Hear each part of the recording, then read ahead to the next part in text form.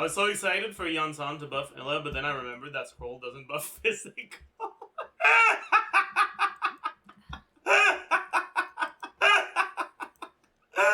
Oh. Let's start with a weapon. And try to predict the kit based on the weapon. Catalyst, high base, low crit damage. Increase attack by 28% when performing a plunge. Grant the first light's color effect. Increase crit damage of plunge by 28%. Upon casting a skill or burst, grants the Evening Glow's Radiance effect. Increase crit of plunge attacks by 40%. Both effects last up to 15 seconds and are removed after plunge attack damage is dealt. So I guess this is gonna be a character that plays very similar to Gaming. Not in terms of reactions, but in terms of like base gameplay loop. Where you want to do a skill into a plunge, into a skill into a plunge. Right? Let's take a look. Alright. We've got the default. Normal attack. And perform a headbutt. Propelling Varesa into the air. Interesting. Plunging attack descends from midair to strike the ground, damaging enemies along the path and dealing AoE electro damage upon impact. If Varesa is in combat or hits an enemy with this attack, she gains 25 Night Soul points. What do you mean, or hits an enemy? Can you ever hit an enemy without being in combat? Why is this hits an enemy there? I guess if you hit a fucking deer. Okay, dude. Fucking wildlife genocide, I suppose. Thanks, I guess. When Night Soul points reach their maximum through this method, Varesa enters the Fiery Passion state. Fiery Passion. In this state, Varesa's normal charge and plunge attacks are... Wait. Okay, but you don't get the 40% from her Sig unless you use skill. Elemental skill. With footwork as swift as lightning and as fierce as thunder, Varesa showcases the true essence of wrestling. She dashes forward, dealing electro damage with the Night Soul's Blessing property to enemies in her path. After casting, Varesa gains 20 Night Soul points in the Pursuit effect. During this period, her interruption resistance increases, and pressing the normal attack button allows her to perform a charge attack without consuming stamina. The Pursuit effect is removed after performing a charge attack. You only get it once. Depending on tap or hold, Varesa showcases different wrestling style. Tap, quickly dashes forward. Hold, Varesa enters a Night Soul's Blessing state and switches to Rapid Advance mode. Rapid Advance continuously consumes Night Soul points. In this state, Varesa's movement speed and interruption resistance increase. She can leap over terrain differences or consume additional Night Soul points to move over water and liquid phlogiston, becoming immune to liquid phlogiston damage. When Night Soul points are depleted, this state ends. Varesa has 2 charges of this skill. Entering the Fiery Passion state resets the cooldown of the elemental skill. It increases its damage. Okay, so when she reaches max Night Soul, her skill cooldown gets reset. When Night Soul points are depleted, this state ends. Varesa has 2 charges of this. Okay. Outside of Fiery Passion, Varesa can restore Night Soul points through plunge attacks. When Night Soul points reach their maximum through this method or by casting her Elemental Burst Brilliant Descent, she enters the Fiery Passion. Entering Fiery Passion, Varesa also enters Night Soul's Blessing. In this stage, she maintains Night Soul Blessing continuously. In Fiery Passion, Varesa's normal attacks, Elemental Skill, and Elemental Burst are enhanced accordingly. And after performing a plunge, she can cast a special Elemental Burst. Elemental Burst! Like the righteous heroes depicted in Tales for Children, Varesa leaps into the air and delivers a powerful flying kick, dealing AoE electro damage with the Night Soul's Blessing property. After casting, Varesa's Night Soul points are fully restored and she enters the Fiery Passion state. In the Fiery Passion state, Varesa's Elemental Burst deals increased electro damage with the Night Soul's Blessing property. After performing a plunge attack, she enters Limit Drive for a short... Dude, why are there so many different states with different names?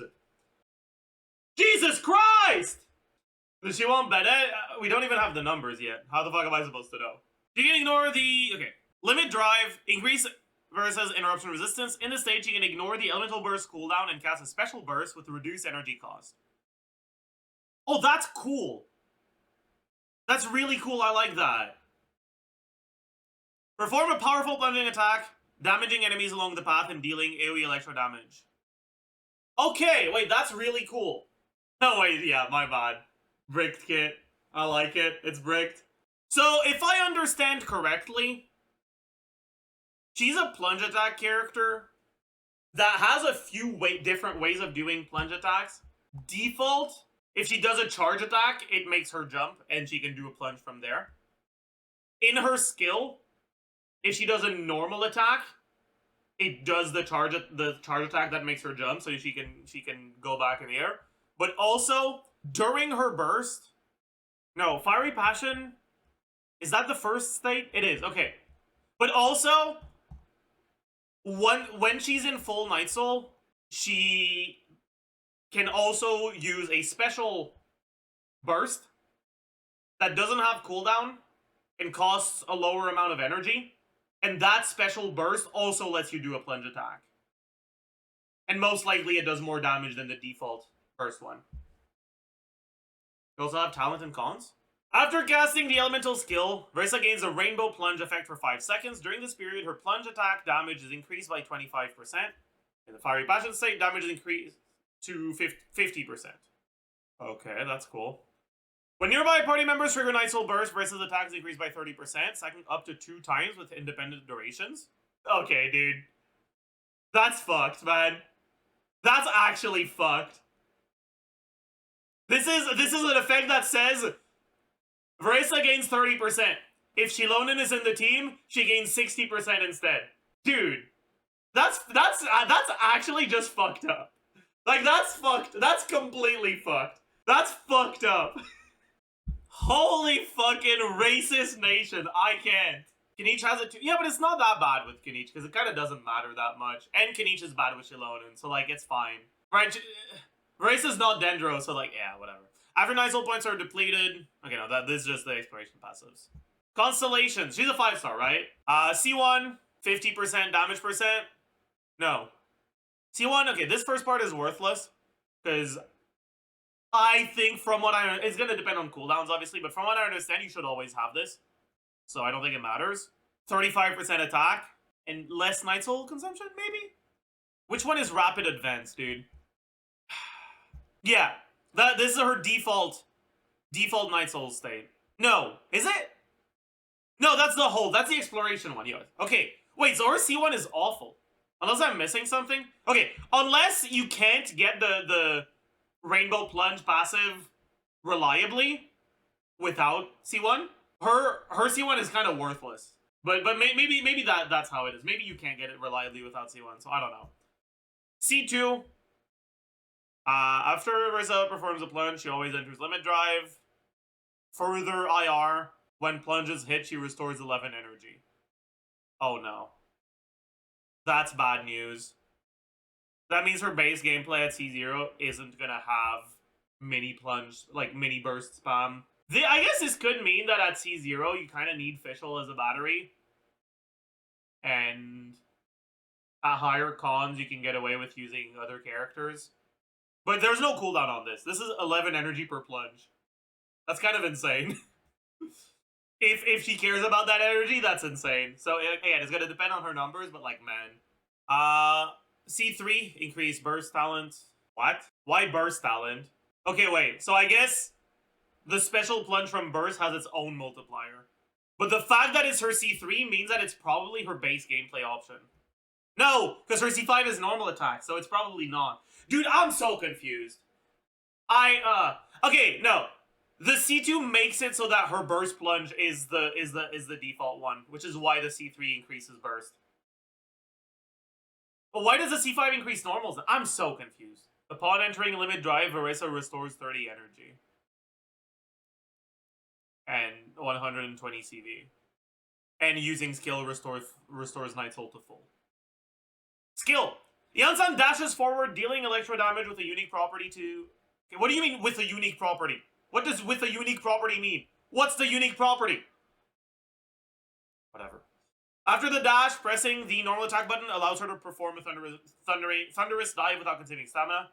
So after skill, you can do a plunge. After casting, Iansan restores her Night Soul points to the maximum and enters Night Soul's Blessing. During Night Soul Blessing, when points are depleted or skill is cast again, the state ends. In the state, move speed and jumping ability are increased. Okay. So she can jump high during her Night Soul Blessing.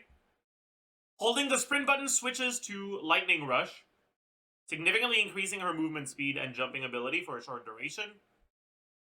Okay. Wait, that's it? Dude, what? So her skill does nothing? Her Night Soul's Blessing does nothing? It just makes her jump higher? Okay, sure. First, Iansan stomps the ground, dealing AoE electro damage with a unique property. Stop saying with a unique property! I'm gonna. And summons a special kinetic marker. Upon casting, Iansan gains 50 Night Soul points and enters a Night Soul's Blessing state. Kinetic marker disappear when Night Soul's Blessing state ends. Ah, okay. So the Night Soul's Blessing state, its main purpose is the kinetic marker from the burst. Okay.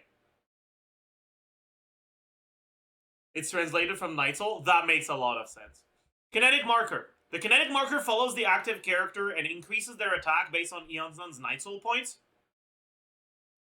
If Iansan has less than 42 Night Soul, the increase is based on both her Night Soul points and attack. If she has at least 42, the increase is based solely on her attack. Wait, what?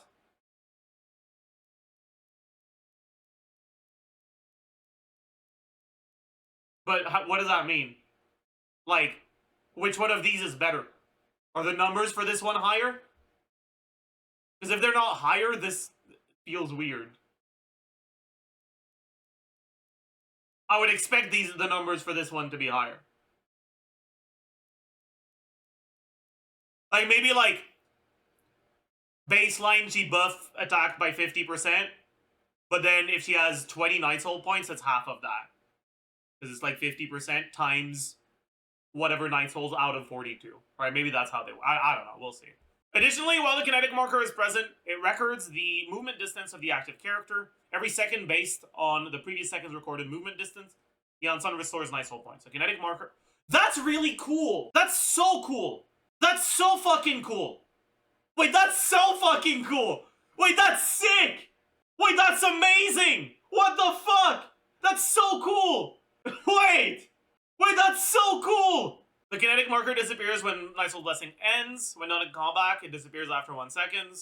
If Iansan is off field, Night Soul's Blessing doesn't end. Oh. So if, like, you go to 0 Night Soul points, you can still regain Night Soul points from moving. That's interesting. I like that. Glorian potential buff? Yeah, it could be. It could be good for Glorian. It obviously could be good on any character that does plunges. It could be good on Kanich. That's such a cool fucking idea. That's actually so fucking cool. Like, it's actually insane how cool that is. Moika, I don't know how that works. Maybe. Chaska, it could be alright for Chaska, but Chaska doesn't move as much. Razor Language? It seems like she gives an attack buff that's bigger on characters that move a lot. That seems to be what her kit does. Again, we don't have the numbers, so we don't know if it's actually bigger or if it's smaller on characters that move a lot. It wouldn't make any sense for it to be smaller, though, so I'm expecting it's bigger. After Thunderous Dive hits an enemy, Iansan gains the standard action for 15 seconds. During this time, her attack is increased by 20%, and when restoring Night Soul points through the kinetic marker, she recovers an additional point. Additionally, when the active character consumes or restores Night Soul points, Iansan's next restoration recovers an additional 4 points. Oh. That means she'll be a lot better for Notland characters than the others. I guess it's not that bad, actually. Because it's 4 points up to once every 2.8 seconds, but she triggers it once per second, so it's 4 points per 3 seconds. The base one is already 1 point per second, and it's probably gonna be, obviously, like, this is from the passive, and she restores some from the rest as well. So it might not be that big of a deal. We'll have to see how big of a deal it is. What the fuck, she also heals? Wait, what? When nearby party members trigger a Night Soul burst, Iansan gains the warm-up effect. During this time, when Iansan restores at least 1 Night Soul point, she heals the active character for 60% of her attack. To be fair, that's not that much healing. That's not that much healing. Even if you build her full attack, most likely, like, generally characters that build full attack end up with, like, 3k-ish attack. Right? That's generally what you assume on Shan Yun. 60% of that is, what, 1800? 1800 3 times is like 5k. This is like Goro or Singto level healing. You know? Like, it's not a lot of healing. Goro's like 100 heal. The numbers on Goro are lower, but it procs more than 3 times. Alright, cons. C1. In combat, while Iansan is in the Night Soul's Blessing state, every 6 Night Soul points consumed restore 15 energy to herself. This effect can be triggered once every 18 seconds. Why not just say restore 15 energy? Why do you have to make it sound complicated? So 15 energy. That's nice. C2. Upon casting her elemental burst, Iansan also gains a standard action. So I'm gonna, I don't know, effect from her first passive talent for 15 seconds. That doesn't matter because it lasts for long. I guess it means you don't have to do the plunge attack. But from what I understand, the skill puts you in the air anyways. So why wouldn't you want to do the plunge attack? Because you'd need to do the skill for energy anyways. So I feel like that doesn't matter. But I guess it could, depending on what the animations look like. Maybe you don't need to do the plunge attack. Whatever. Additionally, while this effect is active, if Iansan is off-field, the active character's attack increases by 30%. That's nice. I'm guessing this is the part that matters. C3, skill talent up by 3. That's unfortunate. Because the attack buff is on the burst. C4, while your buff is present, when the active character uses a burst, Iansan gains 2 stacks of Force Surge. When Iansan restores Night Soul points through Kinetic Marker, 1 stack is consumed to restore an additional 4. So this just restores plus, like, 8 more Night Soul points. Additionally, if the Night Soul points restoration exceeds the maximum, her next restoration through the Kinetic Marker restores an additional amount equal to 50% of the excess. So it makes it so that you don't get punished as hard for restoring Night Soul points when you're already full. C5, Burst Talent, and C6 extends duration of Kinetic Marker by 3 seconds. This is completely irrelevant, I think. What's the base duration? When Night Soul's Blessing ends? But Night Soul's Blessing doesn't end while she's off-field. I guess there's also a duration that's not written down anywhere. Or maybe it allows you to on-field with her, I don't know. When Iansan triggers Night Soul point restoration, if the restored amount exceeds the maximum limit, she gains the extreme effort effect, increasing the damage dealt by the current active character in the party by 25% for 3 seconds. This is not that good. Unless the Kinetic Marker duration is actually important, this is actually not that good of a C6. So she might not be Constellation reliant. C1 probably matters a lot, actually. C2 is probably also kind of a big deal. But she's probably a character where, like, once you have C2, you've got all you really need. But yeah, at the end of the day, she's an attack buffer. How good she is going to heavily depend on how much she's buffing. Although, from the fact that she has a passive that increases her own attack, I'm guessing that she's not like Bennett or Sarah, and that her attack buff is actually based on her total attack, not her base attack. Which is interesting, because that's kind of also a Bennett nerf, because unless it snapshots her attack, characters that give party-wide attack could increase Iansan's attack buff. So you could, like, double dip into a party-wide attack buff. Which is very interesting. Yeah, like Chevreuse. Like, if it does work off of her total attack, not flat attack, or not base attack, it would significantly help her synergy with Chevreuse. That being said, if not, if it is a base attack thing, we're getting this event weapon, which is high base attack ER, which is going to be definitely really, really nice to have. Iansan is looking insane. You can't say a character looks like they're insane without their numbers, okay? Like that's not how that works. Isn't Fav better? Yeah, Fav is obviously better, but that's not what we're talking about here. We're talking about, like, default free-to-play options that everyone can have. But yeah, obviously Fav is fucking sick. And unlike Fav's sword, Fav Lance actually has high base. So if she is a base attack scaler, she's gonna work really well with Fav. I'm really excited to see the numbers, though. But both of the characters are so incredibly interesting. Both Varesa and Iansan are incredibly interesting. Like, Nalan characters have been so fucking well designed. They've been so incredibly fucking well designed so far.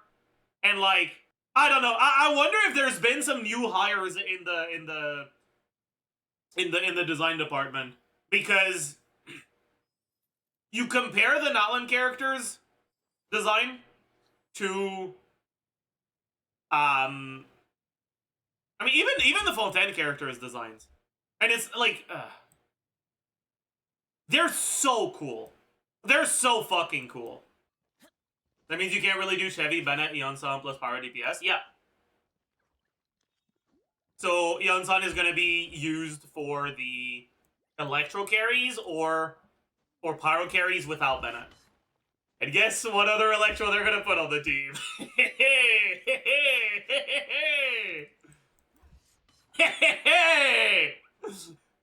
Guess what electro character has good all-field electro application? And benefits from Iansan's attack buff and can snapshot it.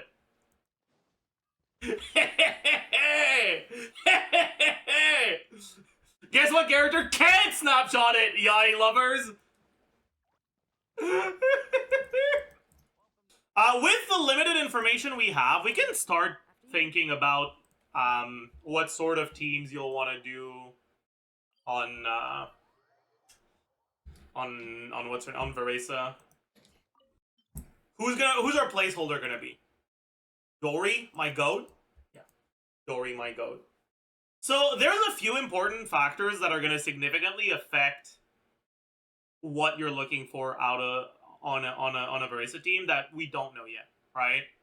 So first is how much she wants energy, right? We don't know how much her burst costs, and we don't know how much her mini burst costs either. And we also don't know what her particle generation is like. If she's reliant on generating a lot of energy, it's going to make units that allow you to generate a lot of energy much, much, much better. The fact that her C2 is an incredibly broken energy generating constellation makes me expect that she is going to like energy.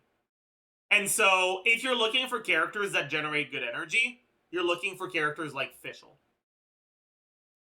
100 cost. It's not about the big one. I don't think you care that much about using the big one if you're not with constellations. You don't have to use the big one, right? EMC? EMC won't actually be that good unless she has really high particle generation. Because I don't think plunge attacks trigger EMCs. Do they? Maybe they do. But you don't hit as often on plungers anyways. You probably aren't getting reactions if you use Fischl in that team. Why does that matter? Oh, you mean A4. Yeah, that's fine. I mean, you'd still get reactions if you're doing an aggravate team, but anyway, that's not what we're talking about yet. Although, honestly, you might get reactions if you're using Shenling, because Varesa's hits don't look like they're all that quick. And if your hits are relatively slow, right, you can still get pretty decent pyro uptime on the enemy with Shenling, even through Fischl. You won't get that many of them, but you should be able to get them somewhat reliably if she's not hitting too fast, which does seem to be the case. Plunge animations tend to be a bit longer. Anyways, characters like Fischl. I don't really know how much Auron would help in terms of energy. Like, 9 energy isn't bad, but it's also not a lot. 9 energy is the equivalent of 3 particles, and then Auron's skill is how much? Does Hamdi-Cat even have it? Hamdi-Cat tends to miss a lot of information on the 4 stars. They do. Okay, so it's 3. So he does the equivalent of like 6-ish particles per rotation. It's a little bit less if you have ER. It's more like 5-ish particles per rotation. Because the equivalent of 3 particles you get from this isn't increased by ER.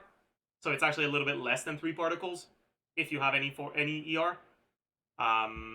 So he shouldn't be generating as much energy as Fischl, but it shouldn't be that much lower either. So it might be enough. So Auron could be an option. And that's kind of it, right? I mean, technically Raiden, but like, you don't want to use Raiden as an off-fielder in teams that don't do Hyper Bloom. Or like, at the very least, overload it with her as the trigger. Alright?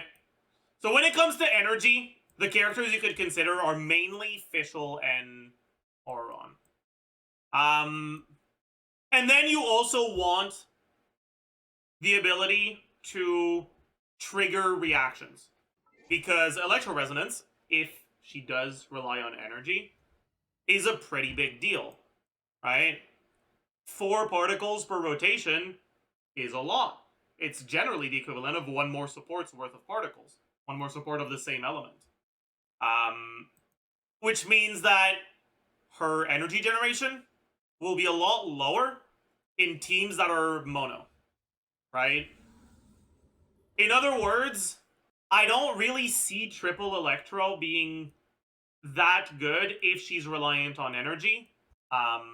Because triple Electro tends to run either a Geo or an Animo unit in the last slot, and if that's what you do, you don't have a way to trigger the resonance, which means that what you gain from the last Electro unit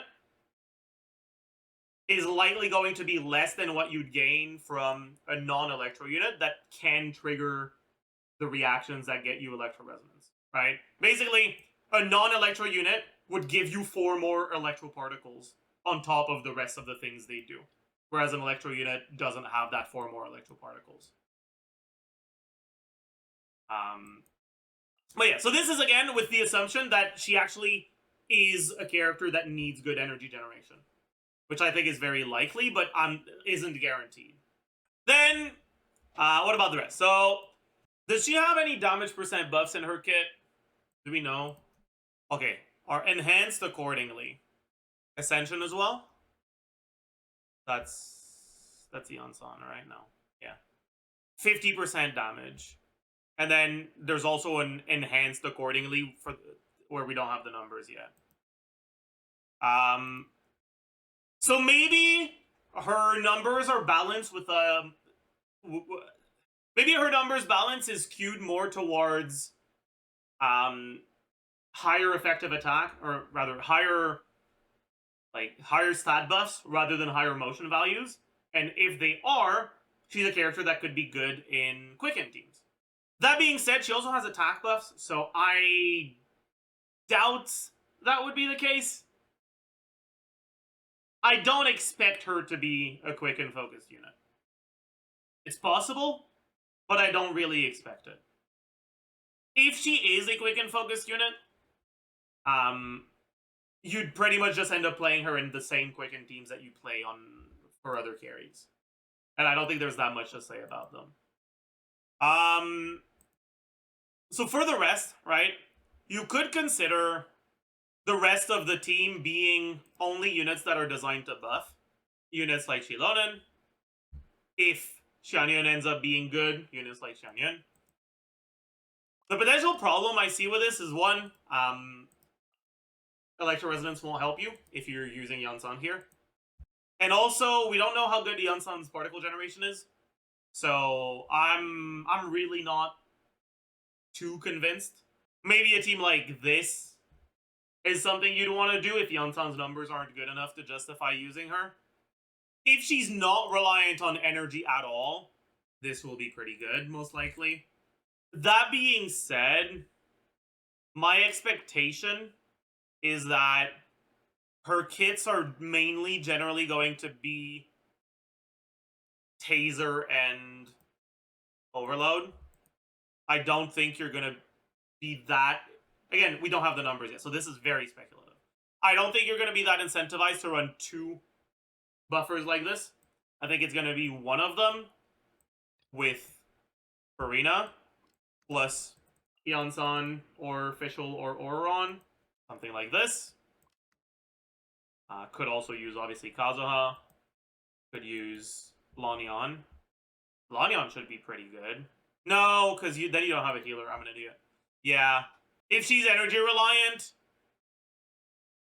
you're probably going to really want one of these two if you're playing Varena teams. And then for Chivalrous teams, you're going to need to do double Pyro.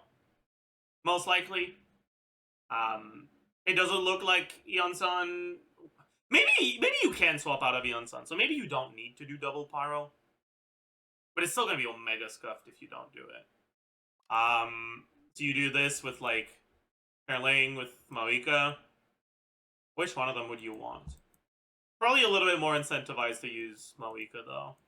Nowadays, the biggest advantage Erlang has in these teams is that because she hits more often, you can potentially trigger a lot more overloads. So if you go fully on Erlang and you play your rotations well with something like this, she actually gets a pretty large amount of damage from just the sheer amount of overload she gets. But Varesa's electro application seems like it's not going to be that fast. So Channeling won't reliably be triggered, like I showed when I was normal attacking with Lisa. But yeah, on top of that, we don't know how energy reliant she's going to be yet. We don't know how much she's going to like units like Fischl, so it's very possible that you want to use Iansan in this slot. And if you do, you're definitely not going to have a lot of Electro app to have Channeling reliably be trigger. And then Maoika's likely to be quite a bit better.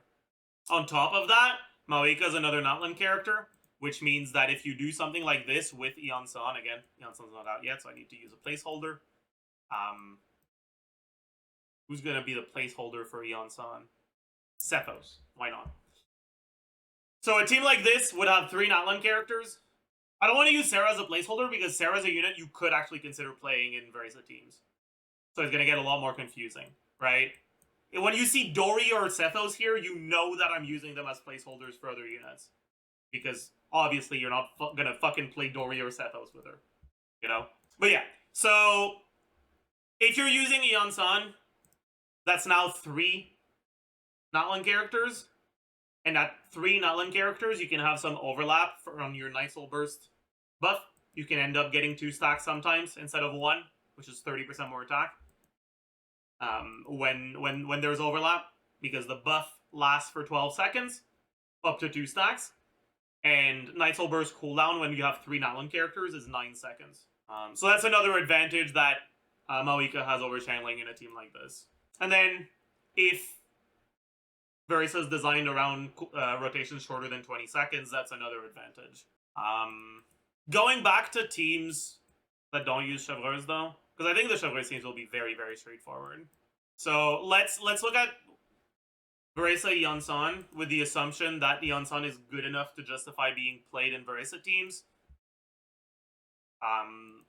From here, I mean, I guess triple Electro could still be fine with something like this, because if your last slot is Fischl generates so many particles that not proccing Electro Resonance, she's still going to be generating more energy than pretty much anyone else. So you could consider doing something like this. Because Fischl snapshots attack buffs, if Iansan's attack buff is big enough, she'll be able to snapshot it, unlike a lot of the other Electro units you could use here. What else could you consider? You could consider using Sarah, for sure. The issue with something like this is your energy generation is going to be fucking dog shit. Again, it's very possible that we don't need energy. We still don't have the numbers. We still don't have the particle generation, all that. So we don't know yet if something like this would work. But yeah, like if you're reliant on energy at all, a team like this probably won't be that good unless you're C2. But it's probably going to be her best team at C2. Because at C2, you just don't need energy at all. Do you think it's more likely that Varesa is an aggravate plunge unit, or she'd just have good multipliers? I would expect them to give her good multipliers. What if you replace Iansan with Fischl? Something like this? I guess, yeah. That would work, sure. I guess the problem here is, like, we need to figure out if Sarah's worth playing in this slot over the other alternatives. Oh yeah, also, a downside I haven't mentioned yet is that Iansan isn't doing as much in a team like this because she's not helping you with Cinder City, because that's what Chilonin is doing. I guess you could do Petra Iansan. If her buff scales with her attack and not her base attack, maybe you put her on like a 2-piece set instead. Or yeah, you could also just use her on Noblesse, which would be fine. Is there no hope for Electrocharge with Farina and Auron? So if you do something like this, you don't have any res shred, And because she doesn't have any shred in her kit, I find it to be very unlikely that a team like this would be optimal. If you're not using Iansan though, and here you're doing... Also, you don't have enough healing, right? So, if you want to use Auron in a Farina team, it would have to be either something like this, or this, right? And then the question becomes, is Auron's damage doing more for you than Iansan's buff or Fischl's damage?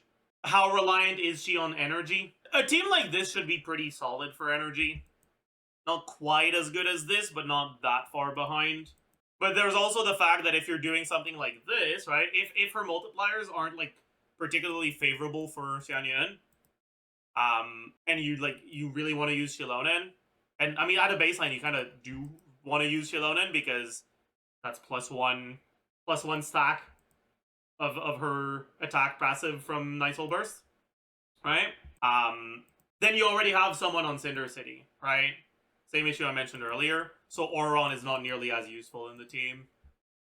And at that point, I feel like Fischl's probably just going to be better. But again, right, all of this is very, very speculative. We need to wait for numbers until we can be sure.